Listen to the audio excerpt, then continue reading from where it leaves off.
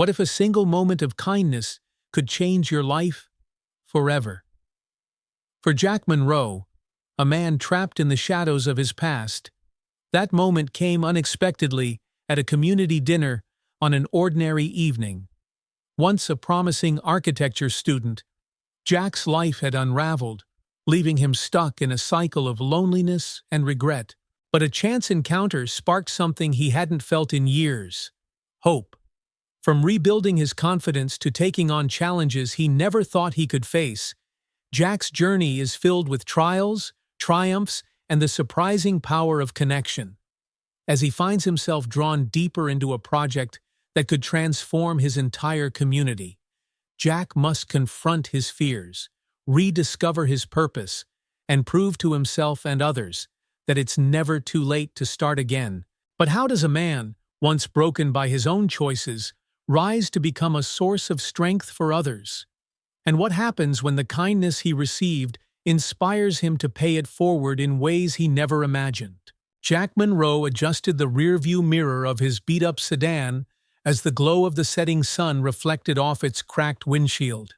He had driven the same stretch of highway every evening for the past 5 years, returning from his shift as a night janitor at the downtown hospital.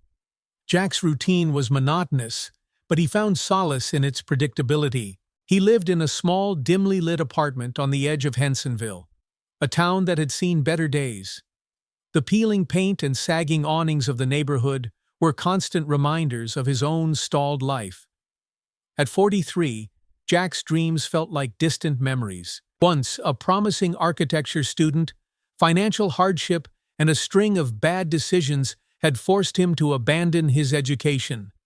His marriage had ended shortly after, leaving him with little more than a box of old photographs and the ache of regret. Jack sighed as he pulled into the driveway of his apartment building. The engine sputtered before finally dying. He grabbed his lunchbox and trudged inside, the faint scent of mildew in the hallway barely registering anymore.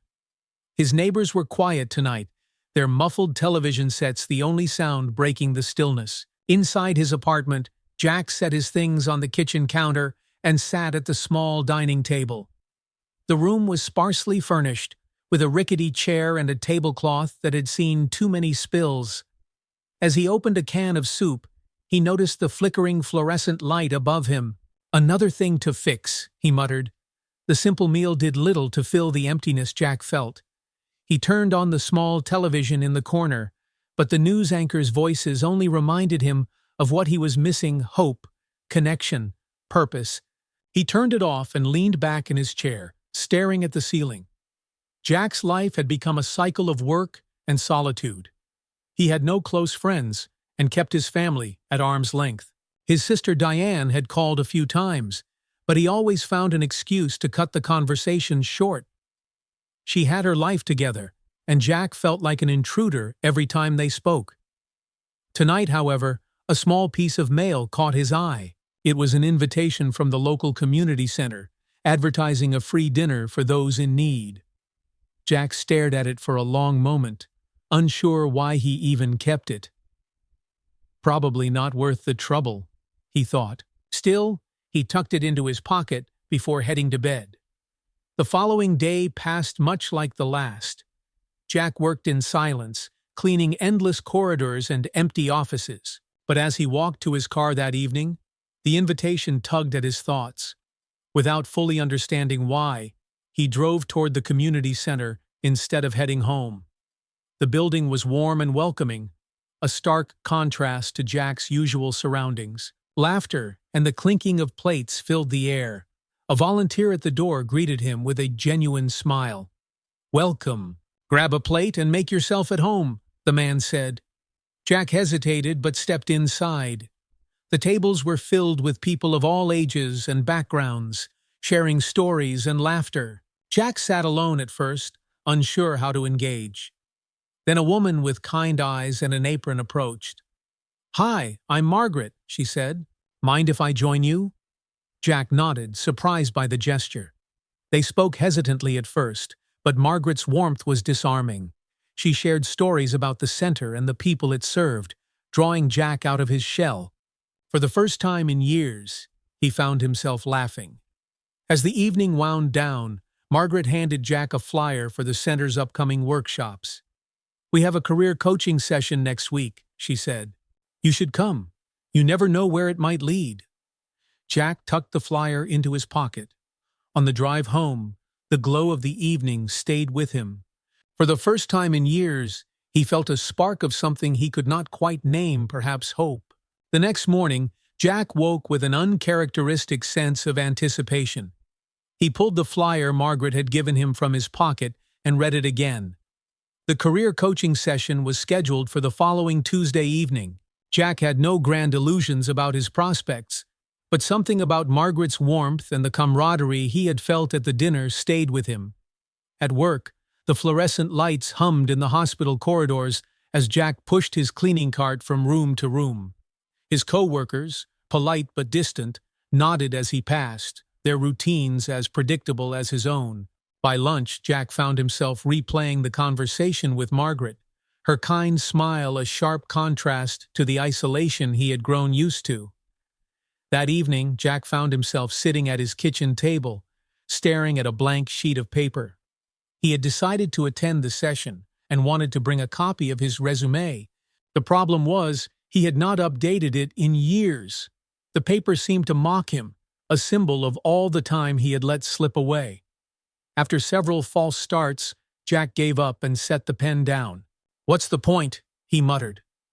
But just as despair began to creep in, his phone buzzed. It was Diane. Jack hesitated before answering, half expecting her to lecture him about something. "Hi, Jack." Diane's voice was warm, a mix of concern and affection. "Just checking in. How are you?" Jack paused, tempted to brush her off as usual, but something in her tone made him soften. "I'm okay. Been thinking about trying something new." "That's great to hear," Diane said, genuinely surprised. "What's on your mind?" Jack hesitated before explaining the dinner at the community center and the upcoming workshop. Diane listened intently, offering encouragement. "If you need help with your resume, I can look it over," she offered. "You're smart, Jack. You just need to remind yourself of that." Her words struck a chord. After they hung up, Jack returned to the paper, this time with a glimmer of confidence. He listed his work history, even managing to frame his janitorial experience as a positive. By the time he finished, it was not perfect, but it was something. On Tuesday, Jack arrived at the community center a few minutes early. The same warmth from the dinner greeted him, with the hum of conversation and the faint smell of coffee filling the air. The workshop room was set up with chairs in a semicircle, and a few people were already seated.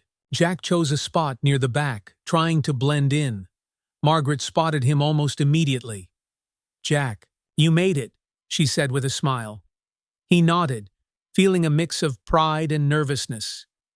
As the session began, the facilitator, a middle-aged man named Tom, introduced himself. Tom had a casual demeanor that put everyone at ease. He began by sharing his own story of career setbacks and reinvention, which resonated with the group. One by one, the participants shared their challenges. A young mother spoke about juggling childcare while looking for work. An older man described being laid off after decades in the same job. When it was Jack's turn, he hesitated but felt compelled to speak. "I've been stuck," Jack admitted. "I had dreams once, but life got in the way. Now I just want to find a way forward." The room was quiet for a moment before Tom nodded. "Thank you for sharing that, Jack. It's never too late to start again." The session continued with practical tips on writing resumes, preparing for interviews, and networking. Jack found himself taking notes, his initial skepticism fading. As the evening ended, Tom handed each participant a folder of resources and encouraged them to follow up. Margaret caught up with Jack as he was leaving. "How do you feel?" she asked. "Better than I thought I would," Jack admitted. "That's a start," Margaret said, patting his shoulder. "Keep going." Driving home, Jack felt something stir within him. It was not the sudden, overwhelming joy of a life transformed, but a quiet, persistent hope. For the first time in years, he was looking forward to tomorrow. Jack's days began to feel different after the workshop. His routine at the hospital was the same: wiping down counters, emptying trash bins, and mopping endless floors, but his thoughts were no longer mired in regret. Instead, he found himself replaying moments from the session. Tom's encouraging words, Margaret's gentle insistence that he could do more. One evening, a few days after the workshop, Jack sat at his small kitchen table with the folder of resources Tom had handed out. He flipped through the pages, his eyes landing on a section about networking events. The idea of introducing himself to strangers made his stomach churn. But the thought of staying stuck was worse. Baby steps, he muttered to himself, circling one of the events listed: a job fair at the local library. When the day of the job fair arrived, Jack stood in front of his bathroom mirror, fussing with the collar of his one decent shirt. It was slightly wrinkled and a little tight around the shoulders, but it would have to do. "You've got this," he told his reflection, though his voice wavered. The library was buzzing with activity. Tables lined the walls, each manned by representatives from local businesses and organizations. Jack hesitated at the entrance, scanning the room. His instincts told him to turn around, but before he could act on them, a cheerful volunteer handed him a pamphlet. "Welcome. Let me know if you have any questions," she said. Jack offered a polite nod and stepped inside. He wandered the room for a while, listening to snippets of conversation and collecting a few business cards. At one table, a young woman in a bright red blazer caught his attention. "Looking for opportunities?" she asked, smiling. Jack nodded. "I'm exploring my options." The woman, whose name tag read Claire, asked about his experience and goals. Jack hesitated, but decided to be honest. "I've been working as a janitor, but I used to study architecture. I had to leave school years ago, but I'm trying to find a way back." Claire's eyes lit up. "Architecture? That's fascinating. My brother's an architect. Let me see if there's anything in our listings that might interest you." She scrolled through her tablet, eventually landing on a listing for a part-time assistant position at a local firm. "It's entry-level, but it could be a foot in the door," she said, handing him a flyer. Jack stared at the paper, a flicker of doubt crossing his face. "I don't know if I'm qualified." "Don't sell yourself short," Claire said. "You have to start somewhere. Besides, they're looking for someone reliable, and I can tell you've got that in spades." Encouraged by her words, Jack took the flyer. Before leaving, he visited a few more tables, collecting more information and even chatting with a recruiter for a non-profit organization that focused on community development. By the time Jack left the library, his hands were full of papers and his head buzzed with possibilities. As he walked to his car, he felt something he hadn't experienced in years: a sense of momentum. That night, Jack sat at his table, typing out a cover letter for the architecture firm.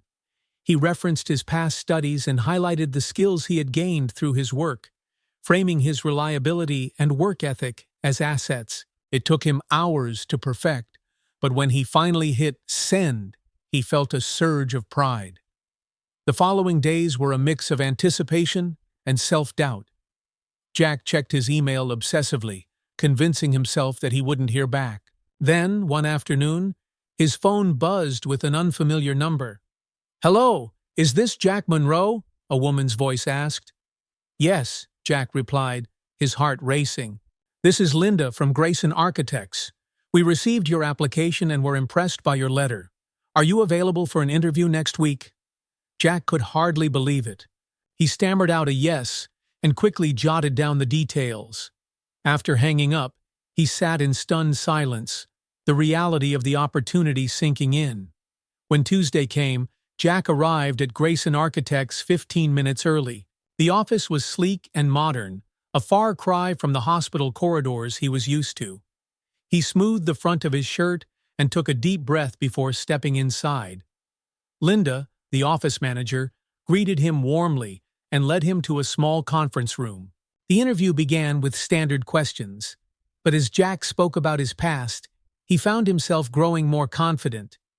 When asked why he had left architecture school, he was honest, but reframed the narrative. "Life threw me some curveballs, but I never lost my passion for design," he said. "I've always been good at finding solutions, and I think that's a skill that translates well to any role." Linda nodded, her expression thoughtful. By the time the interview ended, Jack felt a cautious sense of optimism. As he left the building, he noticed a nearby coffee shop and decided to stop for a drink. While waiting in line, he spotted a familiar face, Margaret. She was seated at a corner table, a notebook open in front of her. "Margaret?" Jack said, approaching hesitantly. She looked up and smiled. "Jack, what are you doing here?" "I just had an interview," he said, unable to hide his excitement. "That's wonderful," Margaret said, gesturing for him to sit. "How did it go?" Jack recounted the experience, and Margaret listened intently, her pride evident. "No matter what happens, you've taken a big step," she said. "Keep that momentum going." Her encouragement warmed Jack's heart. As they parted ways, he realized how much her kindness had shaped his recent journey. It was a small act, inviting him to dinner, that had sparked a series of changes he never could have predicted. For the first time, Jack allowed himself to imagine a brighter future. Jack spent the next few days in a whirlwind of hope and apprehension, replaying the interview in his mind. He scrutinized every answer he gave, every nuance of Linda's expression, and every word she had spoken. He vacillated between confidence and doubt, but underneath it all, there was a thread of excitement, something he hadn't felt in years. On Friday afternoon, Jack's phone buzzed while he was wiping down a countertop at the hospital. He glanced at the number and froze. It was Grayson Architects. With a trembling hand, he answered. "Hello, this is Jack Monroe." "Hi, Jack. This is Linda from Grayson Architects," came the familiar voice. "I wanted to thank you again for coming in earlier this week. I'm happy to inform you that we'd like to offer you the position of assistant to our project coordinator." Jack's breath caught. For a moment, he could only stammer, "Thank you. Thank you so much." Linda chuckled warmly. "We'll send over the details and paperwork. Welcome to the team, Jack. We're looking forward to working with you." When the call ended, Jack stood in stunned silence, the mop handle still in his hand. A coworker, a younger man named Miguel, passed by and raised an eyebrow. "Everything okay, Jack?" Jack nodded, a slow smile spreading across his face. "Yeah, everything's great." That evening, Jack celebrated in his own quiet way. He treated himself to takeout from his favorite diner and sat at his small dining table, savoring every bite. The apartment, though modest, felt a little brighter that night. The following Monday was Jack's first day at Grayson Architects. He arrived early, dressed in the one suit he owned, a hand-me-down from his brother-in-law. The office buzzed with activity, a stark contrast to the solitary nature of his hospital job. Linda greeted him warmly and introduced him to the team. Jack shook hands with the project coordinator, a meticulous but friendly man named David, and was shown to his desk. It was a small workspace in the corner of the open office, but to Jack, it felt like a step into another world. The day passed in a blur of introductions and onboarding tasks. Jack familiarized himself with the company's projects and software, asking questions whenever he felt lost. By lunchtime, he had already learned more than he expected. As the day wound down, David approached Jack's desk. "You're catching on quickly," he said. "I've got a small project I'd like you to help with. Nothing too complicated, but it'll give you a chance to get your feet wet." Jack accepted eagerly, his confidence bolstered by David's words. As he walked to his car that evening, he felt a swell of pride. It wasn't just a job, it was a chance to rebuild his life. Over the next few weeks, Jack fell into a new rhythm. His mornings began with a sense of purpose, and his evenings were filled with reviewing project files and learning more about the industry he had once dreamed of joining. The transition wasn't without its challenges. Jack struggled at times to keep up with the pace and technical jargon, but he refused to let setbacks deter him. Margaret remained a steady source of encouragement. They met for coffee occasionally, and she always seemed to know when Jack needed a pep talk. "You're doing great," she said during one such meeting. "Just keep showing up and giving it your all." One evening, Jack's sister Diane called. "I heard the news," she exclaimed. "Congratulations, Jack. I'm so proud of you." Jack felt a lump in his throat. "Thanks, Diane. I've still got a long way to go, but it feels good to be moving forward." "You're doing more than that," Diane said firmly. "You're proving to yourself that it's never too late." After they hung up, Jack sat in his armchair, reflecting on how far he had come in just a few months. The weight of the past still lingered, but it no longer felt insurmountable. One day at work, David approached Jack with a set of blueprints. "We're presenting this to a client tomorrow," he said. "Would you mind double-checking the measurements and making sure everything's in order?" Jack nodded, eager for the responsibility. He spent the afternoon meticulously reviewing the plans, his old skills slowly coming back to him. As he worked, he felt a flicker of the passion he had once had for design. The next day, during the presentation, the client noticed a potential issue with the design, a small but crucial oversight. Jack, who had caught the error during his review, spoke up. "I noticed that too, and made a note about how we could adjust it," he said, his voice steady. David looked at Jack, impressed. "That's a good catch," he said. "We'll incorporate your suggestion." The meeting ended on a positive note, and as the team returned to the office, David clapped Jack on the back. "You've got a sharp eye," he said. "Keep it up." Jack's confidence soared. It wasn't just about doing the job, it was about proving to himself that he belonged. That evening, as Jack walked into his apartment, he paused to take it all in. The space was still the same, a little worn and cluttered, but it felt different. For the first time in years, it felt like home. He sat at his table and opened a notebook he had started keeping, a place to jot down ideas, goals, and reflections. At the top of a fresh page, he wrote 3 words: "Keep moving forward."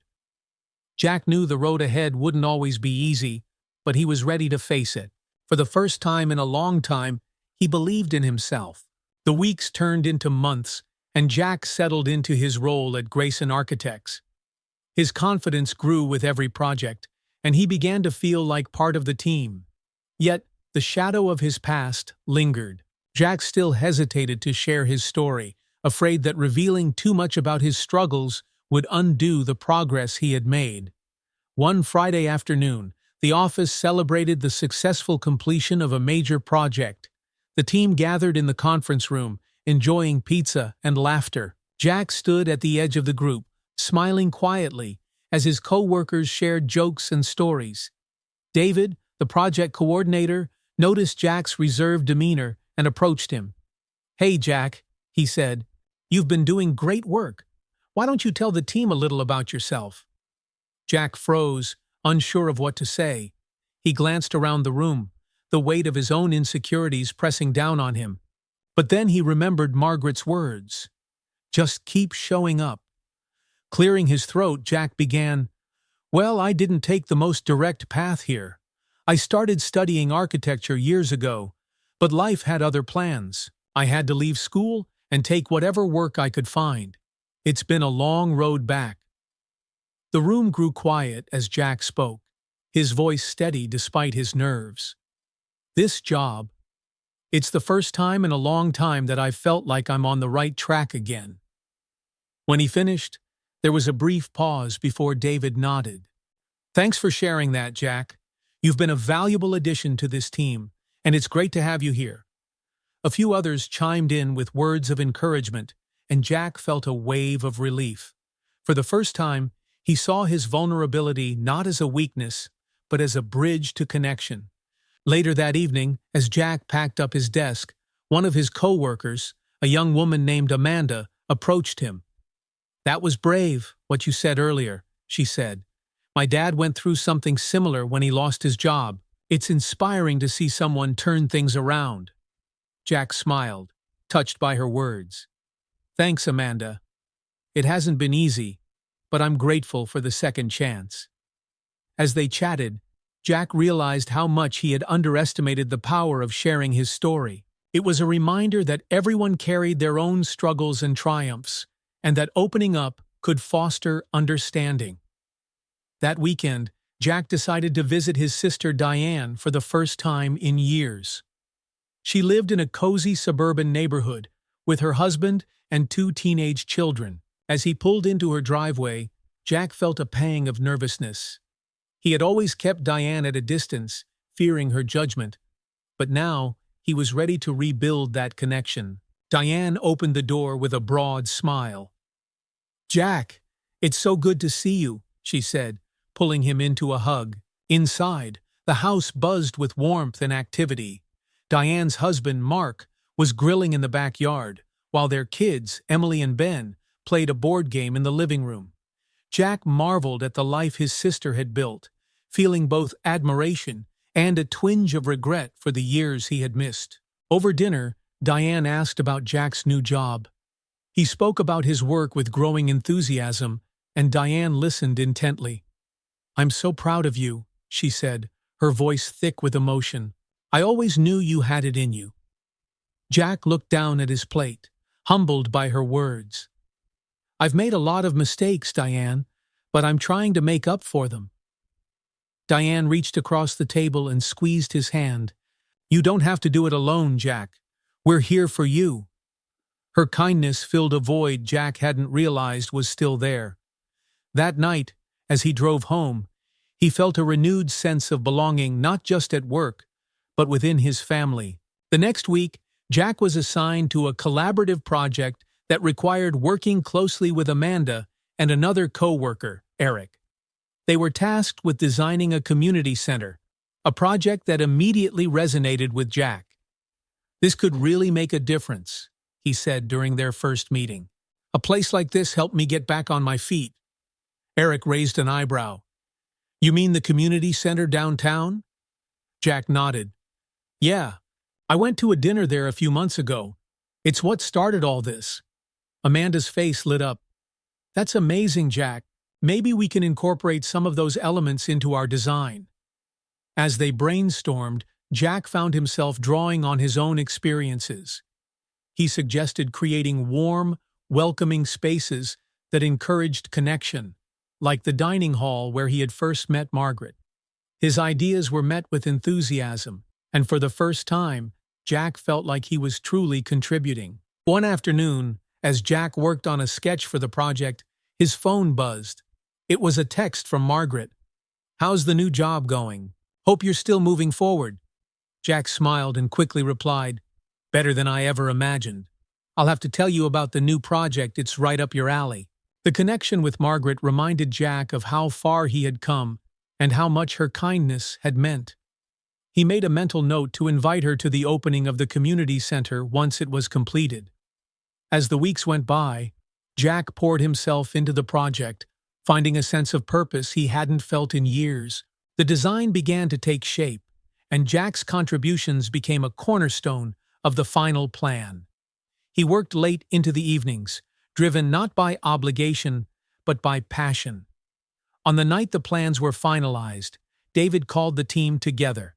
"Great work, everyone," he said, holding up the completed blueprints. "This is going to be something special." Jack looked around the room, his heart swelling with pride. He had not just found a job, he had found a place where he belonged. More importantly, he had found a way to give back, to create something meaningful for others. That night, as Jack walked into his apartment, he felt a profound sense of peace. He wasn't just rebuilding his own life, he was helping to build something that would inspire others. The thought filled him with quiet gratitude and a deep, abiding hope for the future. The plans for the community center were approved with minor revisions, and construction was set to begin in a few weeks. Jack felt a deep sense of pride every time he thought about the project. He had come a long way, but the road forward wasn't without challenges. One crisp morning, David pulled Jack aside after their weekly team meeting. "Jack, I've got a favor to ask," he said. "The city council wants to hear about our community center project at the next public forum. I think you'd be the perfect person to present it." Jack blinked, stunned. "Me? Are you sure? I've never done anything like that." David smiled. "That's exactly why I want you to do it. You've been instrumental in this design, and your connection to the project gives it real heart. Just share what you've already shared with us." Jack hesitated, his confidence wavering. The idea of speaking in front of a room full of people made his palms sweat. But as he looked at David's encouraging expression, he found himself nodding. "All right, I'll give it a shot." That evening, Jack sat at his kitchen table, staring at a blank notepad. He had scribbled a few ideas, but couldn't seem to organize them into a coherent speech. Every time he imagined standing at the podium, he felt his chest tighten. After an hour of frustration, Jack called Margaret. She answered on the second ring, her voice warm and familiar. "Margaret, I need some advice," Jack began, explaining the situation. "You're nervous, aren't you?" she asked gently. "Terrified," Jack admitted. "I don't want to mess this up." Margaret's laugh was soft but reassuring. "Jack, you're going to be fine. Just speak from the heart. Remember why this project matters to you and let that guide you." Her words calmed Jack, and by the time they hung up, he had a clearer sense of what he wanted to say. He worked late into the night, drafting and revising until he felt satisfied. The day of the forum arrived, and Jack stood backstage, clutching his notes. The room was buzzing with conversation, and the city council members sat at a long table, their expressions serious but engaged. Jack took a deep breath, scanning the audience for familiar faces. He spotted Margaret near the back, giving him a small thumbs up, and Diane, who had come to support him, waved from the third row. When his turn came, Jack walked to the podium, his hands trembling slightly. He adjusted the microphone and cleared his throat. "Good evening," he began, his voice steady despite his nerves. "My name is Jack Monroe, and I'm here to talk about a project that's close to my heart, the new community center." He paused, glancing at his notes before deciding to set them down. "A few months ago, I was at a crossroads in my life. I was struggling to find direction. And then I attended a dinner at our current community center. That one evening changed everything for me. It reminded me of the power of connection and the importance of having a space where everyone feels welcome." Jack's voice grew stronger as he spoke about the design process, highlighting the features that would make the center accessible and inviting. He shared stories from his own life, weaving them into the larger narrative of what the center could mean for the community. By the time he finished, the room was silent for a moment before breaking into applause. Jack stepped back, his face flushed with both relief and pride. Margaret and Diane were both smiling broadly, and even some of the council members nodded in approval. After the forum, several people approached Jack to congratulate him. Margaret was the first to reach him, her face beaming. "You were amazing, Jack," she said. "I knew you could do it." Diane hugged him tightly. "You've come so far, Jack. I hope you're proud of yourself because we all are." Jack felt a warmth in his chest that he hadn't experienced in years. He had taken a risk, faced his fears, and succeeded. The experience reminded him of what Margaret had told him months earlier. Keep showing up.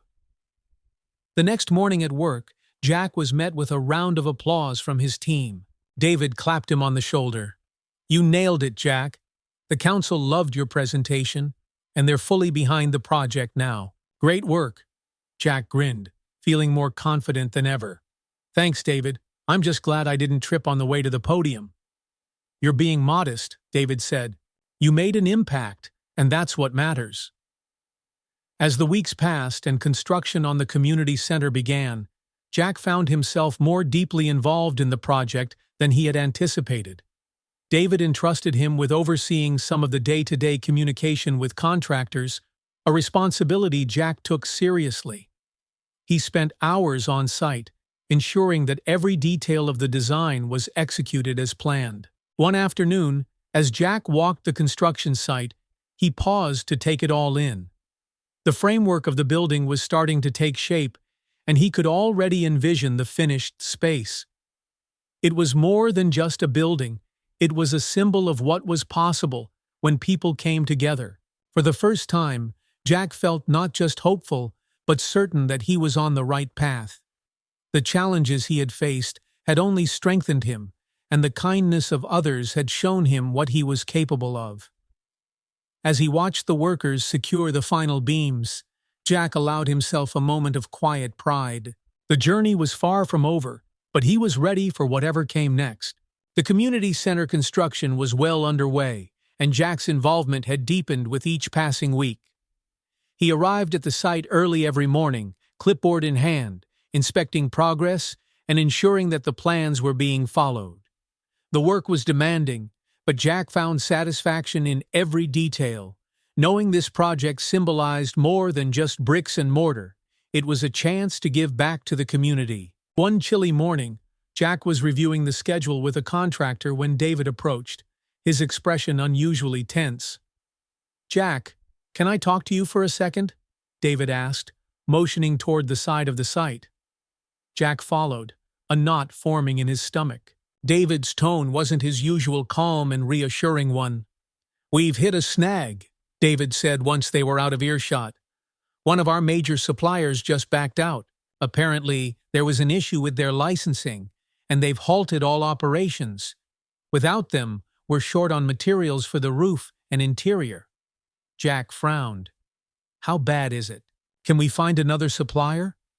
David sighed, running a hand through his hair. "We're working on it, but it's going to cost us time and money. If we don't figure this out quickly, the delay could jeopardize our funding." The weight of the situation hit Jack like a punch to the gut. The community center was more than just a job to him. It was a personal mission. He couldn't let it fail. "Let me help," Jack said. "I'll make some calls, see if I can find another supplier.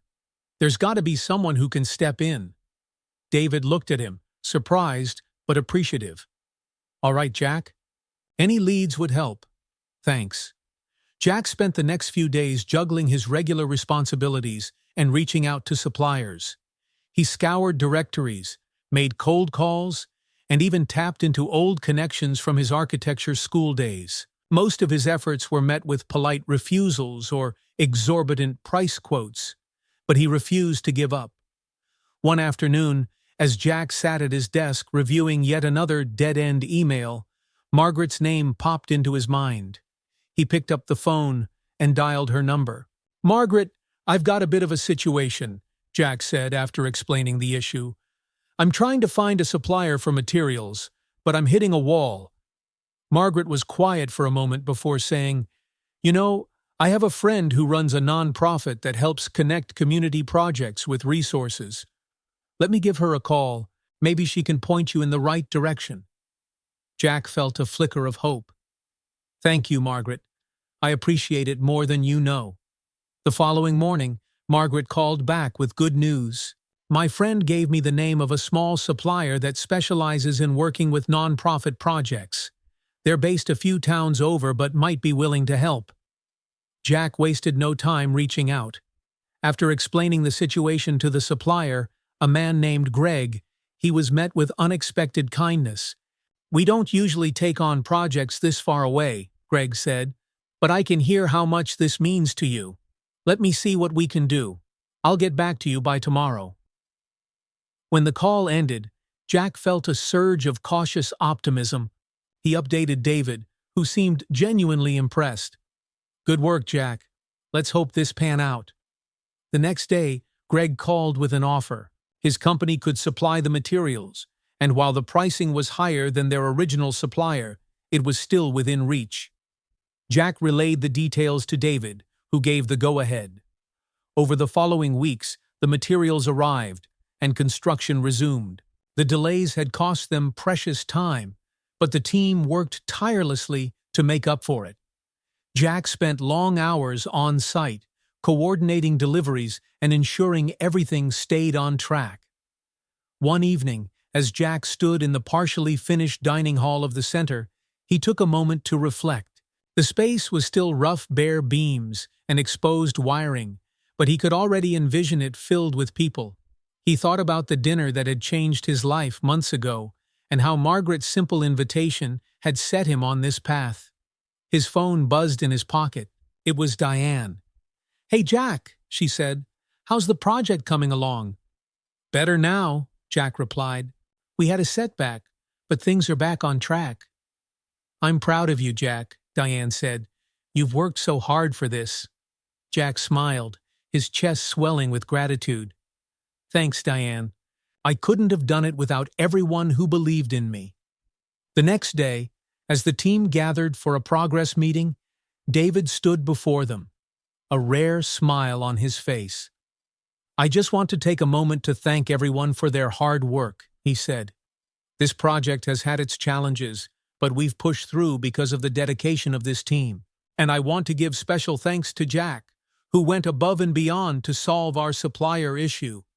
We couldn't have done it without him." The room erupted into applause, and Jack felt a mix of pride and humility. He hadn't sought recognition, but it felt good to know his efforts were valued. As construction neared completion, Jack's confidence continued to grow. He had faced a major obstacle and come out stronger on the other side. More importantly, he had learned the power of leaning on others, of accepting kindness when it was offered. Jack knew there would be more challenges ahead, but for the first time, he felt ready to face them not alone, but with the support of the people who had helped him rediscover his strength. As the final touches were being added to the community center, the excitement around the project reached new heights. Word had spread about the space and its potential to transform the neighborhood. Jack often found himself fielding questions from locals, curious about the grand opening and what the center would offer. One crisp autumn morning, Jack arrived on site to find David and Margaret deep in conversation near the entrance. Margaret beamed when she saw him. "Jack, just the person we need," she said. "We're organizing a volunteer day to get the community involved in finishing touches, painting walls, planting flowers, things like that. I thought you might want to help coordinate." Jack nodded enthusiastically. "Absolutely. Count me in," Margaret smiled. "Great. We're expecting a big turnout." On the day of the volunteer event, Jack arrived early to help set up. Tables were arranged with supplies, paint cans, brushes, gardening tools, and a small area was designated for refreshments. By mid-morning, people began to trickle in: families, students, retirees, and even a few of Jack's co-workers. Margaret, clipboard in hand, directed volunteers to various tasks, while Jack oversaw a group painting the main hall. The room buzzed with energy and laughter as people worked side by side, transforming the space into a vibrant, welcoming environment. At one point, Jack stepped back to take it all in. He spotted a familiar face among the volunteers: Greg, the supplier who had helped them during the material shortage. Jack approached him with a handshake. "Greg, I didn't expect to see you here," Jack said, genuinely surprised. Greg shrugged with a smile. "I wanted to see the place in person. You were so passionate about it, I figured it must be something special." "It is," Jack said, looking around the room. "Thanks to people like you." As the day went on, Jack found himself chatting with more volunteers. Many shared stories about what the new center meant to them. A mother excited for after-school programs, a retired teacher eager to host book clubs, a teenager looking forward to open mic nights. Their enthusiasm reignited Jack's own sense of purpose. By late afternoon, the main hall was nearly complete. The once blank walls were now painted in warm, inviting colors, and the scent of fresh flowers wafted in from the newly planted garden outside. Jack stood in the center of the room, tired but deeply satisfied. Margaret approached, her face glowing with pride. "This is amazing, Jack. The whole community really came together." Jack nodded. "It's not just a building anymore. It's a part of them." "That's because you believed in it," Margaret said. You showed everyone what was possible." Jack felt a lump in his throat, but managed a small smile. "I couldn't have done it without you." As the sun dipped below the horizon, the volunteers gathered outside for a brief ceremony to mark the day's success. David stood at the front, addressing the crowd. "This project has always been about more than just creating a space," he said. "It's about building connections, fostering hope, and giving back to the community. And none of this would have been possible without the dedication of so many people, including one person who has gone above and beyond every step of the way." David turned to Jack. "Jack, you've been an inspiration to all of us.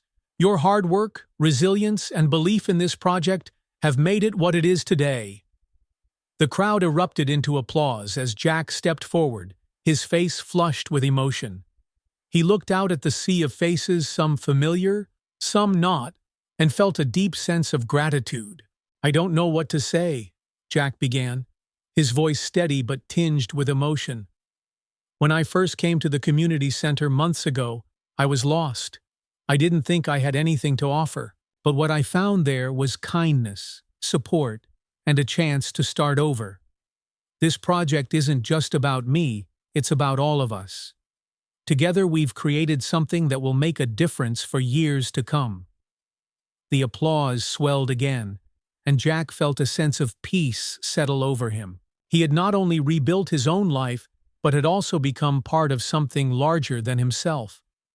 That night, as Jack sat in his apartment, he reflected on the day. His mind wandered to the beginning of his journey, the loneliness he had felt, the uncertainty that had consumed him. It was hard to believe how far he had come. His phone buzzed with a text from Diane. "You've found your place, Jack. I'm so proud of you." Jack smiled, his heart full. For the first time in years, he didn't feel like he was simply surviving. He was thriving, surrounded by people who believed in him, and a community he had grown to love. The grand opening of the center was just days away, and Jack was ready to step into the next chapter of his life, with confidence and hope. The day of the grand opening dawned clear and bright, a perfect autumn morning.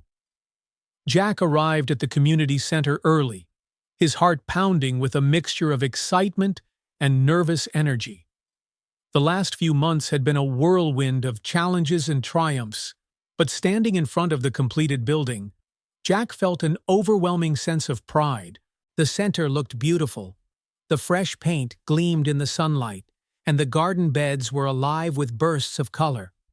A large banner reading, "Welcome to the Hensonville Community Center," stretched across the entrance. Volunteers bustled about, arranging chairs, setting up tables, and hanging balloons. Jack took a deep breath, soaking in the moment. Margaret approached him, clipboard in hand, and a warm smile on her face. "Well, Jack, this is it. How are you feeling?" Jack chuckled nervously. "Excited? Maybe a little terrified." Margaret placed a reassuring hand on his shoulder. "You've done incredible work. Enjoy today, it's your moment as much as anyone else's." By mid-morning, the crowd began to gather.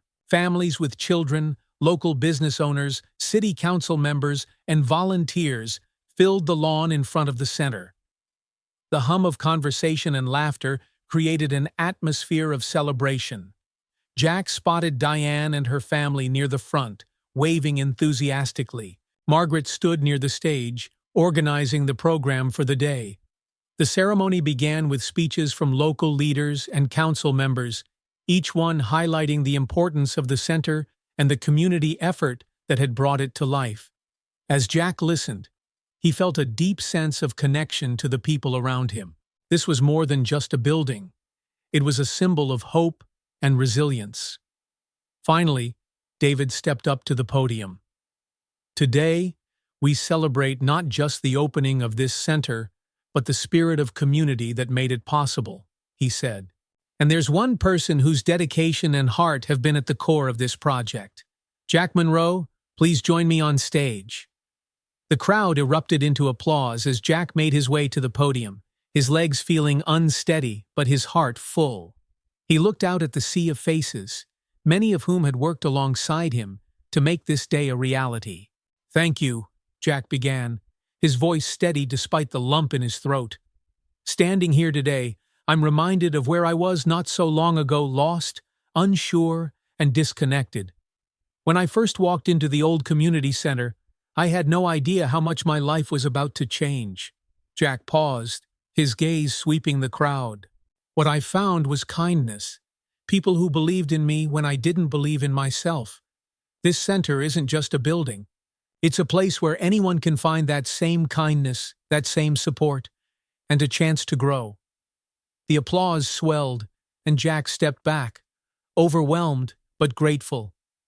As he returned to his seat, Margaret gave him a small, proud nod. After the ribbon-cutting ceremony, the doors of the community center opened, and the crowd poured inside. The spacious dining hall was filled with laughter and conversation as people explored the various rooms and amenities. Children darted between tables, their excitement contagious.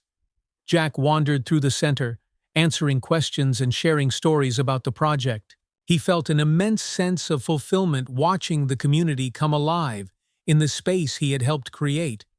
At one point, Greg approached him, holding a cup of coffee and grinning. "You should be proud, Jack. This place is incredible." "Thanks, Greg," Jack said. "I couldn't have done it without your help." "You're too modest," Greg replied. "It's clear how much heart you've put into this." As the day wore on, Jack found a quiet moment to step outside. The sun was beginning to set, casting a warm golden glow over the center. He leaned against the railing, reflecting on the journey that had brought him here. "You look like a man who's finally found his place," a voice said behind him. Jack turned to see Margaret, her hands tucked into the pockets of her jacket. He smiled. "I think I have." Margaret joined him, her gaze sweeping the horizon. "You've done something amazing here, Jack, and not just for the community, for yourself." Jack nodded, his chest swelling with gratitude. "I never thought I'd feel this way again, like I'm part of something bigger than myself." Margaret smiled knowingly. "You've reminded us all of the power of resilience and the importance of kindness. That's something no one will forget." As the festivities wound down, Jack helped with the cleanup, his energy buoyed by the day's success. Diane caught him as he was stacking chairs. "You were incredible today," she said, pulling him into a hug. "Dad would be so proud of you." Jack's throat tightened. "Thanks, Diane. That means a lot." Driving home that night, Jack felt a quiet contentment settle over him. The community center wasn't just a culmination of months of hard work. It was a testament to the kindness and perseverance that had carried him through his darkest days. For the first time in years, Jack didn't feel like he was running from his past. He was building a future, not just for himself, but for the people around him. And that, he realized, was the greatest gift of all. In the weeks following the grand opening, the Hensonville Community Center thrived. Its halls echoed with the sounds of children laughing, seniors chatting over cups of coffee, and volunteers working on new initiatives. Jack visited often, not as a leader anymore, but as a member of the community, a role he embraced with quiet pride. One afternoon, Margaret called Jack and invited him to join a meeting at the center.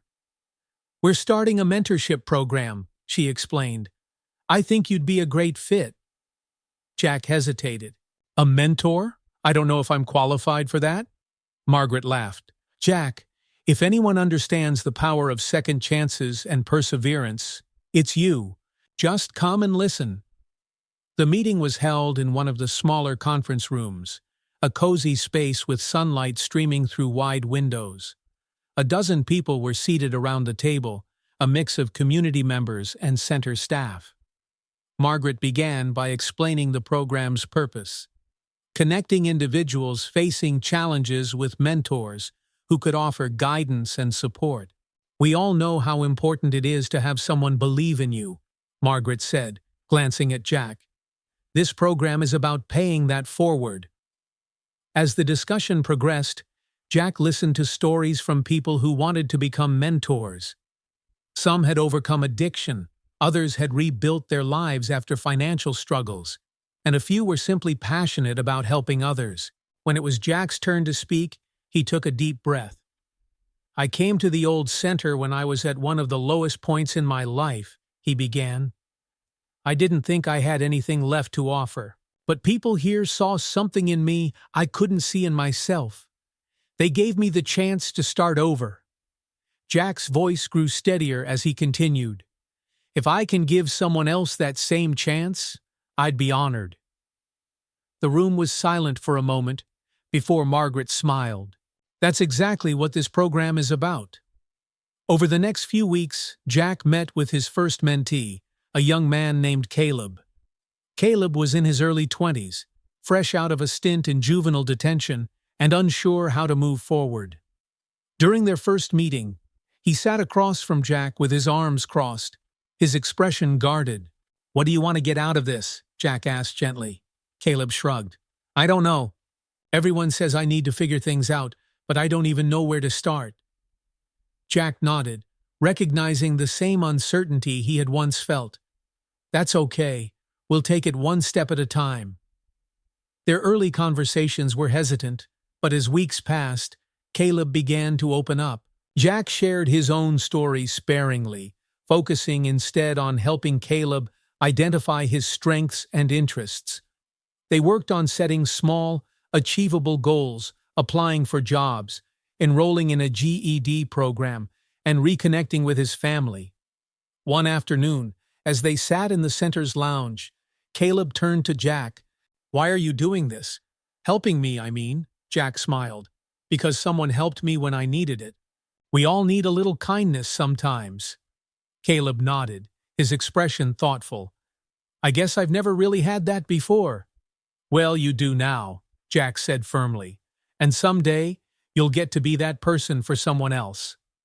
As Caleb began to make progress, Jack found himself reflecting on the ripple effect of the choices they made. Margaret's invitation to dinner, David's encouragement at work, Diane's unwavering support, all those moments had led him to this point.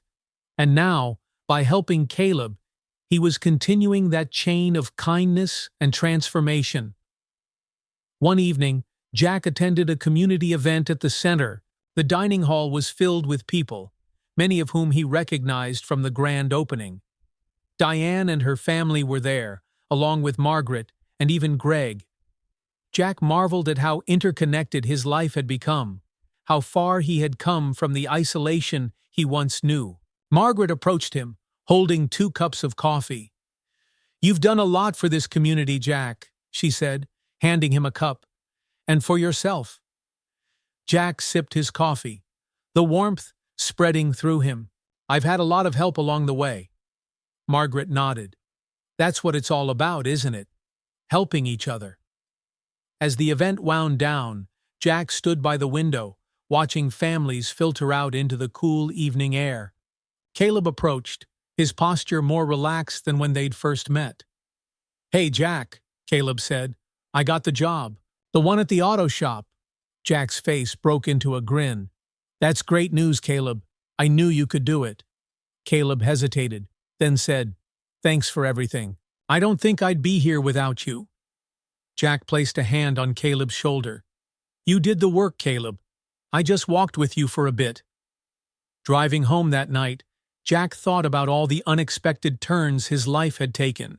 He had started this journey feeling lost and alone, but through the kindness of others and his own perseverance, he had rebuilt not just his life, but his sense of purpose. For the first time, Jack felt a deep and abiding peace. The future still held uncertainties, but he was no longer afraid. He had learned that resilience wasn't about never falling. It was about getting back up and finding the courage to keep going. And most importantly, he had learned the power of kindness, not just in receiving it, but in giving it to others. In that, he had found his place, his purpose, and his hope for the days ahead. Jack's journey is a testament to the transformative power of resilience, kindness, and connection. From a man lost in the shadows of his past to a mentor and pillar of his community, Jack's story shows that it's never too late to start again. We all have the power to make a difference, whether by offering a helping hand, believing in someone when they need it most, or simply showing up. Small acts of kindness can ripple outward, creating change far beyond what we imagine. If this story inspired you, please like this video, share it with someone who could use a little hope, and subscribe to our channel for more powerful stories of perseverance and transformation. Together, we can build a world where everyone gets a second chance. Thank you for watching, and we'll see you in the next story.